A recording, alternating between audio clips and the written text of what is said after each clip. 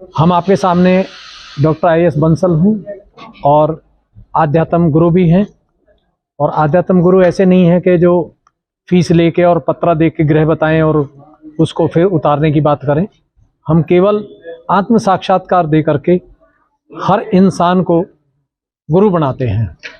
और जितने भी ग्रंथ हैं हमारे, चाहे वो मुस्लिम ग्रंथ है, हिंदू है, सिख है, ईसाई है, सभी में ये लिखा हुआ है कि बिना आत्म साक्षात्कार दिए कोई भी भगवान से मिल नहीं सकता।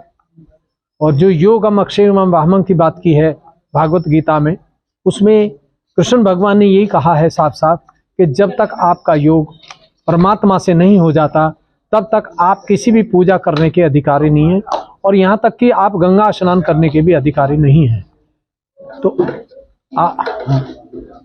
तो आज जो समय चल रहा है ये सतयुग का चल रहा है। पूरी दुनिया कहती है कलयुग है, लेकिन हम कहते हैं सतयुग है, क्योंकि सतयुग की पहचान और कलयुग की पहचान अलग अलग है। सतयुग में दवाई नहीं दी जाएगी, जो स्पिरिचुअल पैथी है, आध्यात्म ब्रह्म शक्ति है, उससे इंसान को ठीक किया जाएगा। चाहे वो लाइलाज बीमारी हो, चाहे वो काली विद्या हो, चाहे वो किसी तरह का ग्रह दोष हो, उसको आप खुद ठीक कर सकते हैं। और जो शादी के लिए लड़का लड़की देखते हैं, उसमें भी इस ब्रह्म शक्ति से, सहयोग से आप ये चेक कर सकते हैं कि जो ये लड़का है ये कामयाब रहेगा हमारे जीवन में या नहीं, या लड़की कामयाब रहेगी या नहीं रहेगी। ये एक नया युग है। महाअवतार श्री माता जी निर्मला देवी का आया है, जिन्होंने इस पैथी को 1970 में शुरू किया था, और आज ये पैथी पूरे संसार में करीब लगभग 200 देशों में चल रही है। इसमें मुस्लिम लोग भी हैं, हिंदू भी हैं, ईसाई भी हैं, सिख भी हैं, क्योंकि जब सब लोग सब जगह से थक गए तो उन्होंने सहयोग को अपनाया। मैं भी थका हुआ था जब मुझे 25-30 साल की उम्र में बहुत हाई अस्थमा रहता था, और मुझे एक एलर्जी थी जो नाक से पानी 24 घंटे बहता था 365 दिन। तो इस दिल्ली के तो सब डॉक्टर और हॉस्पिटल चेक कर लिए थे, बॉम्बे के भी कर लिए थे, और मैं थक चुका था खुद कि अब जीवन को समाप्त कर देना चाहिए, क्योंकि अब इस इलाज है नहीं। क्योंकि जो मेरे साथ के डॉक्टर थे उन्होंने ये कहा था कि आप मेहरबानी करके अब बस ये ऑक्सीजन का पंप रखिए, इसे ऑक्सीजन से पंप ले लीजिए और जितनी ज़िंदगी चलती है चला लीजिए, बाकी इलाज नहीं है। बेगमपुर में हवन रखा गया, उसके अंदर एक चीज देखी गई कि वहाँ पर किसी देवी देवता की तस्वीर नहीं थी, बल्कि माता जी की तस्वीर रखी गई थी। तो उसका क्या कारण है? माता जी की तस्वीर रख के पूजा करने के पीछे क्या रहस्य है? आपका बहुत अच्छा सवाल है। और इस तरह के मीडिया वाले अगर सभी बात करें तो हो सकता है कि देश में बदलाव आए और संसार में बदलाव आए, क्योंकि वो तत्व की बात बहुत कम करते हैं। और जो आपने आज तत्व की बात की है ये वास्तव में सच है।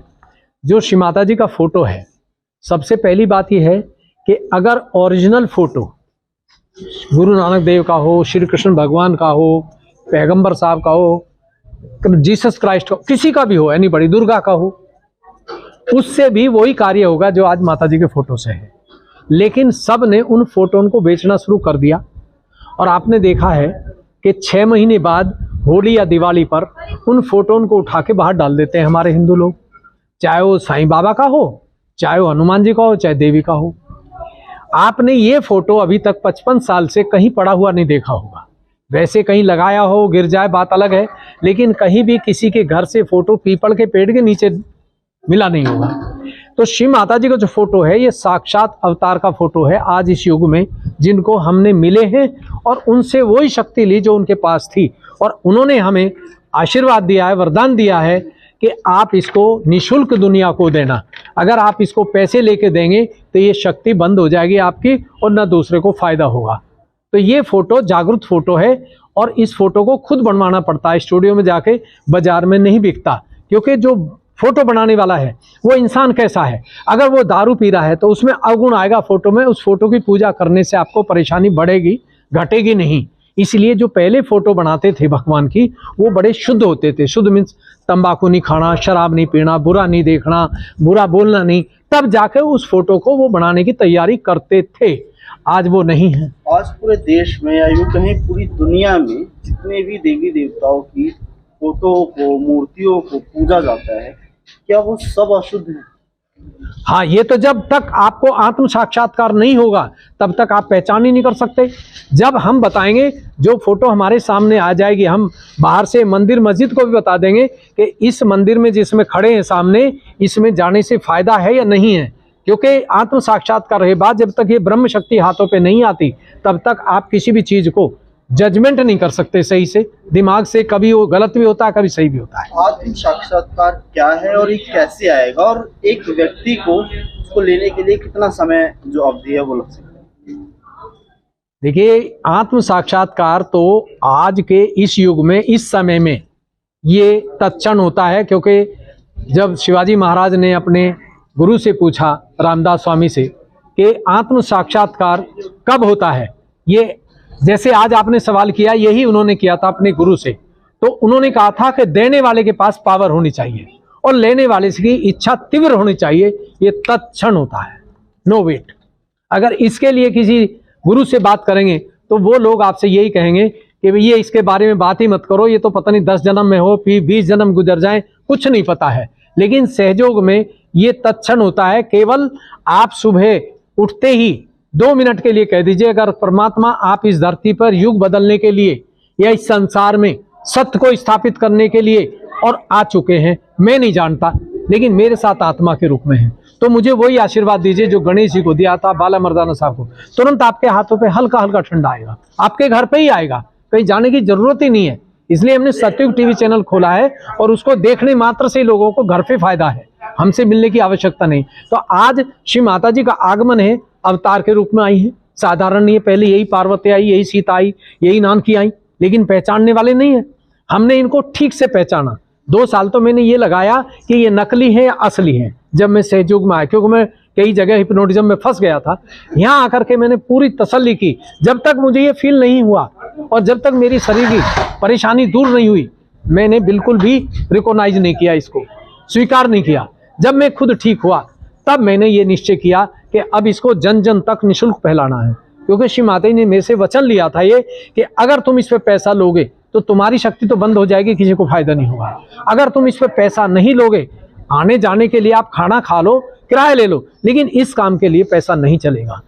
हवन के समय में किसी भी पंडित को हवन में नहीं देखा गया, किसी भी पंडित के न होने के बावजूद जो है हवन संपन्न किया गया। क्या है मतलब, बिना एक ब्राह्मण के, बिना एक पंडित के हवन किस तरीके से संपन्न हो? बहुत अच्छा सवाल कर रहे हैं आप भी एक साधारण नहीं है, कुछ कोटि के मीडिया हैं। इस तरह का सवाल हर एक ने नहीं किया मेरे से आज तक। देखिए, जो ब्राह्मण की बात है, सबसे पहली बात तो यह है कि ब्राह्मण की पहचान क्या है। पहला क्वेश्चन यह आता है कि ब्राह्मण की पहचान क्या है। जो ब्रह्म को जानता है या ब्रह्म का अनुसरण करता है वो ब्राह्मण होता है। बिना आत्म साक्षात्कार के मिले कोई जन्म लेने से किसी के घर में ब्राह्मण नहीं होता है। पहले आत्म साक्षात्कारी होना चाहिए और जब उसके पास ये ब्रह्म शक्ति होगी तभी वो हवन करने का अधिकारी है, वरना नहीं है। इसीलिए हमारे सहयोग में पूरी दुनिया में किसी ब्राह्मण को नहीं बुलाया जाता। हम खुद ही पूजा करते हैं और खुद ही हवन करते हैं। और स्त्री भी हवन कर सकती हैं। आज तक आपने सुना होगा कि जनरली मंदिरों में स्त्री को नहीं जाने देते बहुत जगह, लेकिन अब सबसे पहले स्त्री ही पूजा करती है। आपने देखा आरती कर रही थी तो स्त्री पहले कर रही थी, क्योंकि आज तक स्त्री को पीछे किया गया, पुरुष को आगे किया गया। लेकिन अवतारी स्त्री का आया तो स्त्री के पास तो स्त्री पहले जा सकती है, या छोटा बच्चा जा सकता है, बड़ा तो नहीं जा सकता। तो इसलिए आत्म साक्षात्कार होने के बाद ही हम खुद हवन कर सकते हैं, गृहस्थी जीवन में रह के गुरु बन सकते हैं। हमें किसी पंडित की जरूरत नहीं है। एक अंतिम सवाल, बिना गुरु ज्ञान कैसा? बिल्कुल ठीक है, बहुत अच्छी बात है। ये लिखा हुआ है, कबीरदास जी ने लगा बिन गुरु ज्ञान नहीं, ये सत्य है एकदम। लेकिन आज की दुनिया में इतने गुरु हैं कि आप एक मट्टी का डेम उठाएंगे तो 25-40 गुरु निकल जाएंगे। तो गुरु की पहचान कैसे करें? सबसे बड़ी दिक्कत यहाँ आ रही है संसार में आज कि गुरु किसको बनाए। सबसे पहली बात तो यह है कि गुरु के आचरण देखने चाहिए। अगर गुरु अकेले में मिलता है तो वो गुरु नहीं। जो गुरु महफिल में बैठ के बात करे और सबको आत्म साक्षात्कार दे उसी टाइम बिना पैसे के, और वो लोग कहें कि हाँ हमको अनुभूति हुई है आत्मा की, तब उसको गुरु मानना चाहिए। और वो भी निःशुल्क काम करे। अगर वो पैसा ले रहा है, बहुत से लोग बात तो करते हैं निःशुल्क, लेकिन फिर थोड़ी देर बाद पिछली गली से पैसा मांगना शुरू कर देते हैं, और बड़े बड़े गुरु, और उसके बाद जेल में चले जाते हैं। कोई नहीं पूछता कि ये तो पहले पूजे जा रहे थे, आज जेल में क्यों चले गए। तो सबसे पहले जो गुरु आत्म साक्षात्कार दे पब्लिक के भरी बीच में, और वो पब्लिक को आराम हो घर पर, उस गुरु को मानना चाहिए, चाहे वो साधारण कपड़ों में क्यों नहीं हो। कोई जरूरी नहीं कि जो मंदिर में बैठा है, मस्जिद में या गुरुद्वारे में बैठा है वो ही गुरु है।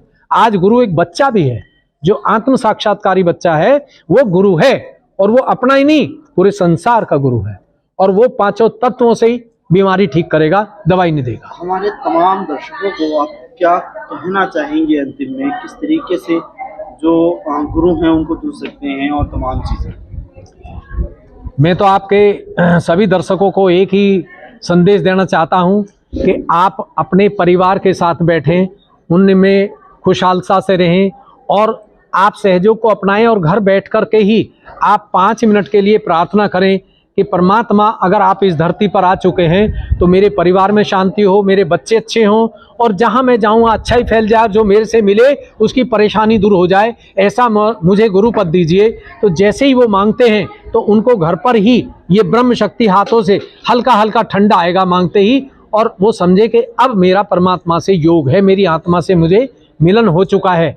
तो इसको जन जन तक पहुंचाने का ही हमारा लक्ष्य है, और मेरा सभी दर्शकों से प्रार्थना है कि अब किसी गुरु को ढूंढने की जरूरत नहीं, आप स्वयं गुरु बने और अपने बच्चों को संस्कार दें, और परिवार में शांति और प्रेम से रहें, और पूरी दुनिया बदलने वाली है, और आप भी बदलें, दुनिया को बताएं। जब आपको फायदा हो जाए तो आप घर पर ही इसको ध्यान करके 5 मिनट का, चाहे आप रास्ते में करें, पार्क में करें, जहां भी, जब भी आप फ्री हैं, बस 5 मिनट के लिए ऐसे हाथ खोल के मांग लें कि परमात्मा आशीर्वाद दो, और वो आशीर्वाद दो जो गणेश जी को दिया था, बाला मर्दाना साहब को दिया था, हनुमान जी को दिया था, जीसस क्राइस्ट को दिया, जिसका मर्जी नाम ले दीजिए, हसन हुसैन को दिया। आप तुरंत हाथों पे हल्का ठंडा आए तो समझ लीजिए कि अब आप गुरु बन गए हैं। अगर हाथों पे ये नहीं आ रहा, गर्म आ रहा है, तो समझिए शरीर में कोई बीमारी है, अब वो निकल रही है। जब ये दोनों हाथों पे ठंडा आए, सर पे ठंडा आए, तो समझिए कि अब आप संसार के गुरु हैं, और साधारण कपड़ों में हैं।